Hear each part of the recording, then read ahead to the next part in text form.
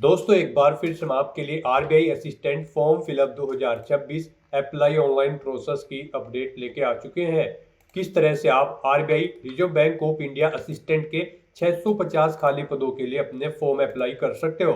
Step by step complete जानकारी आपको इस वीडियो में दी जाएगी। लास्ट डेट ऑनलाइन आवेदन करने की 8 मार्च 2026 है। आप जल्द से जल्द अपना फॉर्म अप्लाई कर ले। फॉर्म अप्लाई करते समय आपको कोई भी ऐसी गलती या फिर मिस्टेक नहीं करनी होगी जिसको करने से आपका एप्लीकेशन फॉर्म भी रिजेक्ट हो सकता है। आवेदन करते समय आपको कुछ महत्वपूर्ण बातों को ध्यान में रखना होगा, तभी आपका एप्लीकेशन फॉर्म भी सक्सेसफुली सबमिट हो पाएगा। फॉर्म अप्लाई करते समय अगर आपके सामने कोई भी टेक्निकल प्रॉब्लम आ रही है तो उसका हल भी आपको इस वीडियो में मिल जाएगा। आवेदन करते समय आप अपना रजिस्ट्रेशन किस प्रकार से करोगे, कैसे आपको अपनी बेसिक इंफॉर्मेशन फिल करनी होगी, लाइव फोटो कैप्चर आप कैसे करोगे, कैसे आपको अपने सिग्नेचर अपलोड करने होंगे, डिटेल आपको किस प्रकार से फिल करनी होगी, कैसे अपना प्रीव्यू चेकआउट करोगे, डॉक्यूमेंट्स आपको कैसे और कितने केबी में अपलोड करने होंगे, फीस पेमेंट करते हुए रजिस्ट्रेशन से लेकर प्रिंट तक आप किस प्रकार से अपना फॉर्म अप्लाई करोगे। पूरी जानकारी के लिए आपको ये वीडियो शुरू से लेके एंड तक बिना स्किप किए हुए देखनी होगी। इस वीडियो को पूरा देखने पर ही आपके सभी सवाल और डाउट क्लियर होंगे। तो चलिए दोस्तों बिना कोई वक्त गंवाए शुरू करते हैं आरबीआई असिस्टेंट फॉर्म फिलअप की पूरी जानकारी।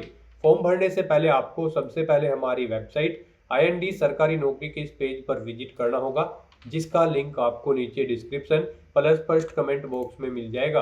और हमारे इस पेज पर विजिट करके आप यहां से आरबीआई असिस्टेंट का फॉर्म अप्लाई कर सकते हो। रिजर्व बैंक ऑफ इंडिया भारतीय रिजर्व बैंक आरबीआई की ओर से असिस्टेंट का नोटिफिकेशन रिलीज कर दिया था। 650 वैकेंसी जहां पर निकली हुई है। लास्ट डेट ऑनलाइन आवेदन करने की 8 मार्च 2026 है।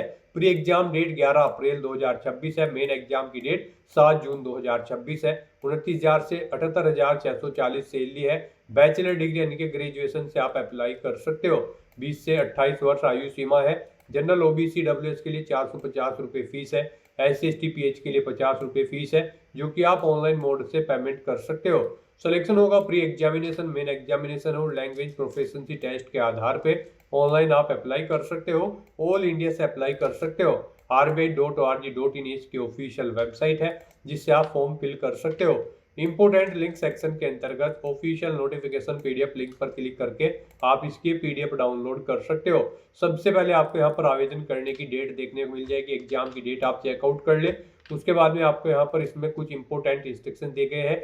वैकेंसीज की और इन्फॉर्मेशन आपको ऑफिस वाइज, कैटेगरी वाइज यहाँ पर दे दी गई है। किस ऑफिस के लिए कितनी वैकेंसीज किस कैटेगरी के लिए निकली हुई है वो आप चेकआउट कर ले। उसके बाद में एलिजिबिलिटी क्राइटेरिया की डिटेल, नेशनलिटी, एज लिमिट आप चेकआउट कर ले और एज रिलैक्सेशन की भी इंफॉर्मेशन आपको इस टेबल में देखने को मिल जाएगी अलग अलग कैटेगरी के लिए। क्वालिफिकेशन की कंप्लीट डिटेल आप चेकआउट कर सकते हो। साथ ही साथ दोस्तों यहाँ पर आपको प्री एग्जामिनेशन के लिए और मेन एग्जामिनेशन के लिए पूरा पैटर्न प्रोवाइड करा दिया गया है। सब्जेक्ट वाइज आप यहाँ से वीडियो को पॉज करके ये पूरा पैटर्न चेकआउट कर सकते हो। लैंग्वेज प्रोफिशिएंसी टेस्ट के लिए भी आपको डिटेल यहाँ पर दे दी गई है। इसी तरह से यहाँ पर आप एग्जामिनेशन सेंटर की लिस्ट चेकआउट कर सकते हो।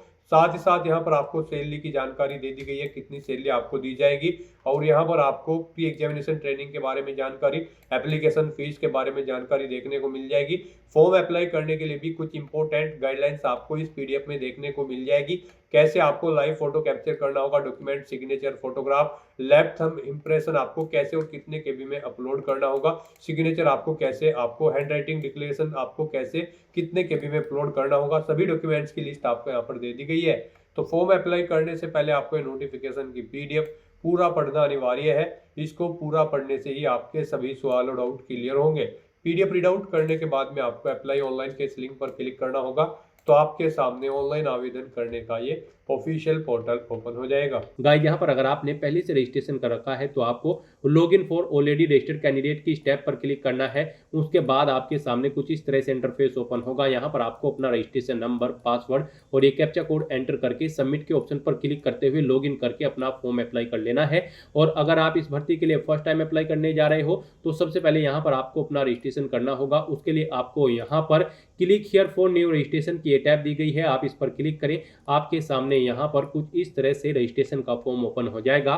इसमें आपको अपनी बेसिक इन्फॉर्मेशन प्रोवाइड करते हुए अपना रजिस्ट्रेशन करना है। सबसे पहले यहाँ पर आपको अपना फर्स्ट नेम एंटर करना है, उसे एक बार फिर से एंटर करके कंफर्म कर लेना है। मिडिल नेम, लास्ट नेम है तो वो भी आप एंटर करके कंफर्म कर ले, नहीं है तो इन कॉलम्स को आप खाली छोड़ सकते हैं। उसके बाद यहाँ पर आपको आपका फुल नेम शो कर दिया जाएगा, जो नेम यहाँ पर आप प्रोवाइड कराएंगे उसके अकॉर्डिंग। फिर गाइस यहाँ पर आपको अपना मोबाइल नंबर एंटर करना है, उसे एक बार फिर से एंटर करके कंफर्म कर लेना है। कोई अल्टरनेट मोबाइल नंबर है तो आप एंटर कर दे।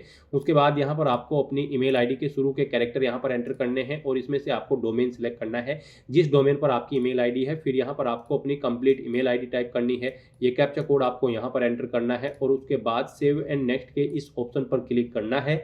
इस तरह से यहाँ पर आपका रजिस्ट्रेशन हो जाएगा। यहाँ पर आपको एक रजिस्ट्रेशन नंबर और पासवर्ड प्रोवाइड कर दिया गया है। ये रजिस्ट्रेशन नंबर और पासवर्ड आपके रजिस्टर्ड मोबाइल नंबर और ईमेल आईडी पर भी सबमिट कर दिए गए हैं। आपको इन्हें केयरफुली नोट डाउन करके रख लेना है फ्यूचर यूज के लिए। और गाइस यहाँ पर अब आपको अपना मोबाइल नंबर और ईमेल आईडी को वेरीफाई करना है।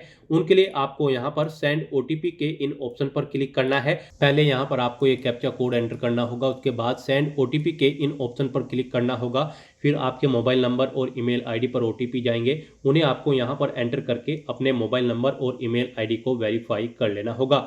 उसके बाद यहाँ पर आपको अपना फोटो और सिग्नेचर अपलोड करने हैं। गाइस यहाँ पर आपको अपना latest passport size photo upload करना है और लाइव फोटो यहाँ पर आपको अपना कैप्चर करना है। उसके बाद आपको अपने सिग्नेचर अपलोड करने हैं। इनके लिए आपको गाइडलाइन दी गई है। आप guideline for scanning the photograph and signature के इस लिंक पर क्लिक करेंगे। उसके बाद आपके सामने ये पीडीएफ ओपन होगी, यहाँ से आप चेकआउट कर सकते हो। आपका जो फोटो होगा उसकी डायमेंशन 4.5 सेंटीमीटर इंटू 3.5 सेंटीमीटर होनी चाहिए और यहाँ पर उसका साइज 20 KB से 50 KB के बीच में होना चाहिए। सिंपल बैकग्राउंड होना चाहिए, प्लेन यहाँ पर आपके फोटो का।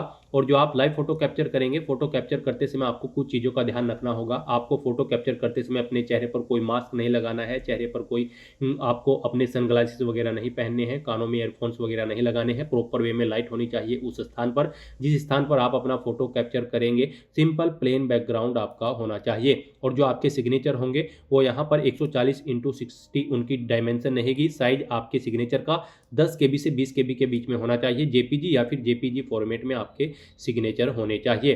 तो यहाँ पर आपको अपना फोटो अपलोड करने के लिए ब्राउज के ऑप्शन पर क्लिक करना है, फाइल को सिलेक्ट कर लेना है और अपना लेटेस्ट पासपोर्ट साइज फोटो यहाँ पर आपको अपलोड कर देना है। उसके बाद यहाँ पर आपको अपना लाइव फोटो कैप्चर करना है।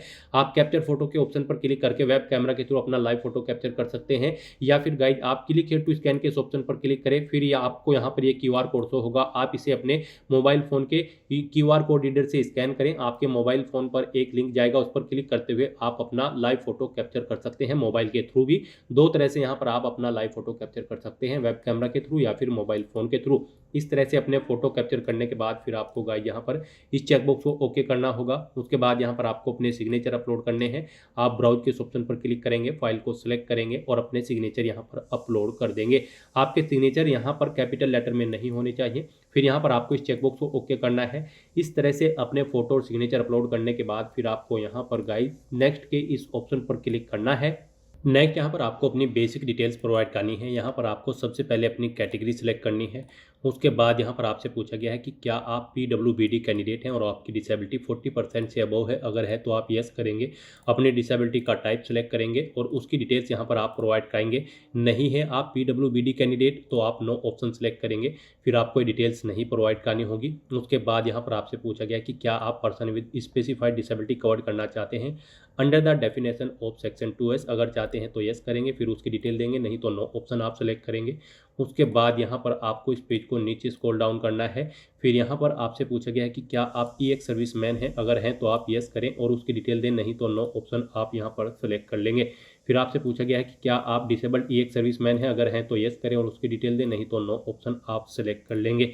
फिर यहाँ पर आपसे पूछा गया है कि क्या आप dependent of defence personnel killed candidate हैं और यहाँ पर हैं तो आप यस करेंगे, नहीं तो नो ऑप्शन सेलेक्ट कर लेंगे। फिर आपसे पूछा गया है कि क्या आप एज में रिडक्शन चाहते हैं। अगर आप विडो या फिर डाइवोर्स वुमेन हैं, अगर चाहते हैं तो यस करें, नहीं तो नो ऑप्शन सेलेक्ट करें। उसके बाद आपसे पूछा गया है कि क्या आप करंट में RBI के स्टाफ में हैं। अगर हैं तो यस करेंगे और फिर यहाँ पर आप अपना PF इंडेक्स नंबर देंगे, नहीं है तो आप नो ऑप्शन सेलेक्ट कर लेंगे। फिर आपसे पूछा गया है कि क्या आप एक्स एम्प्लॉय हैं RBI के। अगर हैं तो यस करें और अपना एक्सपीरियंस ईयर में यहाँ पर एंटर करें, नहीं तो नो ऑप्शन आप सेलेक्ट करेंगे। अपनी नेशनलिटी आपको सेलेक्ट कर लेनी है। आप आधार कार्ड की वेरिफिकेशन के लिए अपनी सहमति प्रदान करते हैं तो यस करेंगे, नहीं तो नो ऑप्शन सेलेक्ट कर लेंगे। उसके बाद यहाँ पर आपको अपना आधार कार्ड नंबर देना है, पैन कार्ड नंबर यहाँ पर आपको अपना एंटर करना है।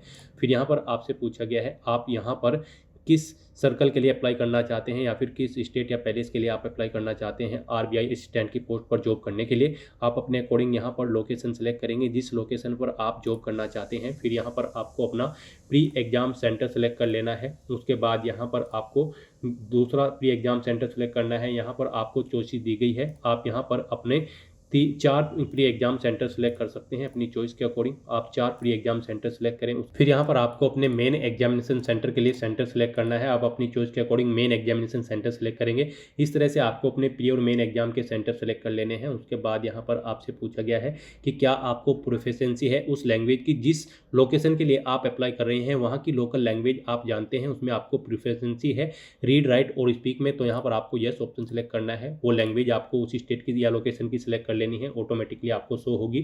फिर यहाँ पर आपको अपना रिलीजन सेलेक्ट कर लेना है। उसके बाद आपको अपनी डेट ऑफ बर्थ सेलेक्ट करनी है। फिर आपको अपना जेंडर सेलेक्ट कर लेना है। उसके बाद आपसे पूछा गया है कि क्या आपके जुड़वा भाई बहन हैं, अगर हैं तो आप यस करें, उनका नाम दे, जेंडर सेलेक्ट करें, नहीं तो नो ऑप्शन आप सेलेक्ट कर लेंगे।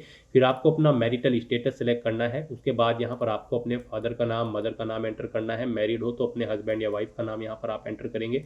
उसके बाद गाइड यहाँ पर आपको अपना कोरोस्पोंडेंस एड्रेस एंटर करना है। यहाँ पर आप अपना कोरोस्पोंडेंस एड्रेस एंटर करें। फिर यहाँ पर आपको अपना परमानेंट एड्रेस एंटर करना है। और अगर आपका परमानेंट एड्रेस आपके कोरोस्पोंडेंस एड्रेस के अकॉर्डिंग सेम है तो आप यहाँ पर इस चेकबॉक्स को ओके कर देंगे, same as address for correspondence. Automatically आपका परमानेंट एड्रेस आपके कोरोस्पोंडेंस एड्रेस के अकॉर्डिंग यहाँ पर फिल हो जाएगा। उसके बाद यहाँ पर आपको अपना जीएसटी इनवॉइसिंग एड्रेस सेलेक्ट कर लेना है। जिस एड्रेस पर आप इस भर्ती प्रोसेस के दौरान कम्युनिकेट करना चाहते हैं वो एड्रेस आप सेलेक्ट करेंगे। फिर यहाँ पर आपको अपने बैंक अकाउंट की डिटेल देनी है। यहाँ पर आपको अपना नाम एंटर करना है, बैंक अकाउंट होल्डर का नाम, बैंक अकाउंट नंबर यहाँ पर आपको अपना एंटर करना है। फिर यहाँ पर आपको अपना बैंक अकाउंट नंबर एक बार फिर से एंटर करके कंफर्म कर लेना है। बैंक और ब्रांच का नाम देना है, अकाउंट का टाइप आपको यहाँ पर सिलेक्ट करना है। फिर यहाँ पर आपको अपने बैंक का आईएफएससी कोड एंटर कर देना है। उसके बाद यहाँ पर आपको आपकी कैटेगरी के अकॉर्डिंग एप्लीकेशन फीस का अमाउंट देखने को मिल जाएगा। अपनी बेसिक डिटेल्स प्रोवाइड करने के बाद गाइस फिर आपको यहाँ पर वैलिडेट योर डिटेल के इस ऑप्शन पर क्लिक करके अपनी सभी डिटेल्स वैलिडेट कर लेनी है। और उसके बाद फिर आपको यहाँ पर सेव एंड नेक्स्ट के इस ऑप्शन पर क्लिक करना है। नेक्स्ट यहाँ पर आपको अपनी एजुकेशनल क्वालिफिकेशन की डिटेल प्रोवाइड करनी है। गाइस यहाँ पर आरबीआई असिस्टेंट की पोस्ट पर अप्लाई करने के लिए आपके पास ग्रेजुएट डिग्री होनी चाहिए किसी भी रिलीवेंट डिसिप्लिन के अंतर्गत मिनिमम 50% मार्क्स के साथ। और आप जिस लोकेशन के लिए अप्लाई कर रहे हैं उस लोकेशन की लोकल लैंग्वेज आपको आनी चाहिए, उसमें आपकी प्रोफिशिएंसी होनी चाहिए रीड राइट और स्पीक में। तो यहाँ पर अब आपको अपनी क्वालिफिकेशन की डिटेल देनी है। सबसे पहले यहाँ पर आपको अपनी ग्रेजुएशन की डिटेल देनी है। आपको बताना है आपने ग्रेजुएशन किस में की है, इनमें नहीं है तो आप अदर ऑप्शन सेलेक्ट करके यहाँ पर देंगे डिटेल। अगर आपने बीए कर रखा है मान लीजिए, आपको फिर पासिंग डेट यहाँ पर सिलेक्ट करनी है। मार्क्स की परसेंटेज आपको एंटर करनी है, कितने % मार्क्स आपने ऑब्टेन किए हैं, यूनिवर्सिटी का नाम देना है। फिर आपको बताना है आपकी फर्स्ट क्लास है, सेकंड है या फिर पास आउट है, आप अपने अकॉर्डिंग ऑप्शन सेलेक्ट कर लेंगे। उसके बाद अगर आपने कोई पोस्ट ग्रेजुएशन या फिर प्रोफेशनल क्वालिफिकेशन कर रखी है तो उसकी डिटेल भी आप सेम ऐसे ही यहाँ पर प्रोवाइड कर सकते हैं। फिर यहाँ पर आपसे पूछा गया है कि क्या आपको पीसी पर वर्ड प्रोसेसिंग की नॉलेज है, अगर है तो आप यस करेंगे। और आप यहाँ पर फिर अपनी कंप्यूटर की नॉलेज की डिटेल देंगे, नहीं है आपको कंप्यूटर की नॉलेज तो आप नो ऑप्शन सेलेक्ट कर लेंगे। उसके बाद यहाँ पर अगर आपको एक्सपीरियंस है तो आपको अपने एक्सपीरियंस की डिटेल देनी होगी। यहाँ पर अगर आप प्रेजेंट में कार्यरत हैं तो यस सेलेक्ट करेंगे, नहीं कार्यरत हैं तो नो ऑप्शन सेलेक्ट करेंगे। उसके बाद यहाँ पर आपको अपना नाम एंटर करना है, अपनी डेजिग्नेशन देनी है, जिस पोस्ट पर आप कार्यरत थे। फिर आपको डेट सेलेक्ट करनी होगी कब से कब आप कार्यरत थे। उसके बाद यहाँ पर नेचर ऑफ ड्यूटी आपको देनी है, जॉब छूट चुके हैं तो उसे छोड़ने का कारण देना होगा। इन डेट के अकॉर्डिंग यहाँ पर आपका एक्सपीरियंस कैलकुलेट करके आपको शो कर दिया जाएगा। ईयर और मंथ्स में एक से ज़्यादा जगह वर्किंग एक्सपीरियंस है तो आप ऐड मोर के स्टेप पर क्लिक करेंगे, सेम ऐसी ही एक और रो यहाँ पर ऐड हो जाएगी और उसमें आप अपने एक्सपीरियंस की डिटेल प्रोवाइड कर देंगे। और गाइस अगर आपको एक्सपीरियंस नहीं है तो यहाँ पर आप कुछ भी डिटेल्स नहीं देंगे, इस सेक्शन को आप ऐसे ही खाली छोड़ देंगे। उसके बाद यहाँ पर आपको अपनी लैंग्वेज की डिटेल देनी है। यहाँ पर आप जिस भी लोकेशन के लिए अप्लाई करने जा रहे हैं उसकी लोकल लैंग्वेज आपको आनी चाहिए, उसमें रीड राइट और स्पीक में आपकी प्रोफिशिएंसी होनी चाहिए। कम से कम हिंदी लैंग्वेज तो यहाँ पर आपको आनी ही चाहिए सभी के लिए, इसमें आपको रीड राइट और स्पीक आना चाहिए। फिर आपके पास जो भी लैंग्वेज है उस लोकेशन की लोकल लैंग्वेज यहाँ पर आप उसकी एंट्री करें, जैसे कि मराठी या फिर मलयालम या कन्नड़ा या उर्दू, जो भी लैंग्वेज आप इसके अलावा जानते हैं उसे उसकी डिटेल यहाँ पर आप प्रोवाइड कर सकते हैं। इस तरह से अपनी क्वालिफिकेशन और एक्सपीरियंस की डिटेल प्रोवाइड करने के बाद गाइड फिर आपको यहाँ पर वैलिडेट योर डिटेल के इस ऑप्शन पर क्लिक करके अपनी डिटेल्स वैलिडेट कर लेनी है। और उसके बाद आपको सेव एंड नेक्स्ट के इस ऑप्शन पर क्लिक करना है। नेक्स्ट यहाँ पर आपने पीछे अब तक जो डिटेल प्रोवाइड कराई है उसका पूरा प्रीव्यू आपको शो कर दिया गया है। आपको सभी डिटेल्स केयरफुली चेकआउट करनी है। इस पेज को नीचे स्क्रॉल डाउन करना है, डिक्लेरेशन सेक्शन में आना है, आई एग्री के चेकबॉक्स को ओके करना है और उसके बाद गाइज आपको यहाँ पर कंप्लीट रजिस्ट्रेशन के स्टेप पर क्लिक कर देना है। नेक्स्ट यहाँ पर आपको अपने डॉक्यूमेंट अपलोड करने हैं। यहाँ पर आपको अपना लेफ्ट थंब इंप्रेशन और hand written declaration document upload करना है। इनके लिए भी आपको गाइडलाइन दी गई है। आपको यहाँ पर गाइडलाइन फॉर डॉक्यूमेंट अपलोड के इस लिंक पर क्लिक करना है। आपके सामने यही PDF ओपन होगी, यहाँ से आप चेकआउट कर सकते हो। आपका लेफ्ट थंब इंप्रेशन 20 KB से 50 KB के बीच में होना चाहिए और यहाँ पर आपको ये ब्लू या फिर ब्लैक इंक से व्हाइट पेपर पर करना होगा। उसके बाद यहाँ पर आपको अपना hand written declaration document English में टाइप करना होगा व्हाइट पेपर पर ब्लैक इंक पेन से। यहाँ पर उसकी डायमेंशन 800x400 पिक्सल होनी चाहिए। 50 KB से 100 KB के बीच में आपका ये डॉक्यूमेंट होना चाहिए। आपके दोनों डॉक्यूमेंट JPG या फिर JPEG फॉर्मेट में होने चाहिए। तो अपने इन डॉक्यूमेंट्स को अपलोड करने के लिए आपको यहाँ पर चूज फाइल के इस ऑप्शन पर क्लिक करना है और फाइल्स को सिलेक्ट करते हुए अपने इन दोनों डॉक्यूमेंट्स को अपलोड कर देना है। फिर यहाँ पर आपसे पूछा गया है कि क्या आप अपना नाम, date of birth, mobile number, gender, Aadhaar number, SSC या ग्रेजुएशन की डिटेल अपने डिजी लॉकर से फैच करके प्रोवाइड करना चाहते हैं। डिजी लॉकर अकाउंट को कनेक्ट करते हुए अगर चाहते हैं तो यस करेंगे, नहीं तो नो ऑप्शन सेलेक्ट करेंगे। फिर आप ये कैप्चा कोड यहाँ पर एंटर करेंगे और उसके बाद आप यहाँ पर सेव एंड नेक्स्ट के इस ऑप्शन पर क्लिक कर देंगे। नेक्स्ट आपके सामने कुछ इस तरह से इंटरफेस ओपन होगा। अब यहाँ पर गाइज आप एप्लीकेशन प्रिंट के स्टेप पर क्लिक करके अपने एप्लीकेशन फॉर्म का एक हार्ड कॉपी या फिर सॉफ्ट कॉपी प्रिंट आउट ले सकते हैं और यहाँ पर अब आपको अपनी कैटेगरी के अकॉर्डिंग एप्लीकेशन फीस का अमाउंट पे करना है। आपको यहाँ पर आपकी कैटेगरी के अकॉर्डिंग एप्लीकेशन फीस का अमाउंट देखने को मिल जाएगा। यहाँ पर जनरल OBC EWS कैंडिडेट के लिए 450 रुपये प्लस GST फीस है और SC ST PH कैंडिडेट के लिए 50 रुपये प्लस GST फीस का अमाउंट आपको जमा कराना होगा। तो यहाँ पर आपको आपकी कैटेगरी के अकॉर्डिंग एप्लीकेशन फीस का अमाउंट देखने को मिल जाएगा। अब आपको ये कैप्चा कोड यहाँ पर एंटर करना है और उसके बाद सबमिट के इस ऑप्शन पर क्लिक करना है। नेक्स्ट आपके सामने फीस पेमेंट का इंटरफेस ओपन होगा। यहाँ पर आप credit card, debit card, net banking, wallet, cash card, QR या फिर UPI के माध्यम से आप अपना फीस पेमेंट कर सकते हैं। यहाँ पर UPI ऑप्शन अगर आप सिलेक्ट करते हैं तो इनमें भी आपके पास मल्टीपल ऑप्शन हैं। इनमें से आप कोई भी ऑप्शन सिलेक्ट करते हुए अपना फीस पेमेंट कर सकते हो अपनी UPI ID एंटर करते हुए। और अगर आप QR ऑप्शन सिलेक्ट करते हैं तो फिर आपको यहाँ पर मेक पेमेंट के इस ऑप्शन पर क्लिक करना है। उसके बाद प्रोसीड विद पेमेंट के ऑप्शन पर क्लिक करना है। फिर आपके सामने कुछ इस तरह से इंटरफेस ओपन होगा। यहाँ पर आप अपनी UPI ID एंटर करें और मेक पेमेंट के ऑप्शन पर क्लिक करते हुए अपना फीस पेमेंट कर दें। या फिर गाइज आप यहाँ पर क्लिक हेयर टू स्कैन के इस ऑप्शन पर क्लिक करें। ये QR कोड आपको शो होगा, आप इसे अपने UPI से स्कैन करें और अपना फीस पेमेंट कर दें।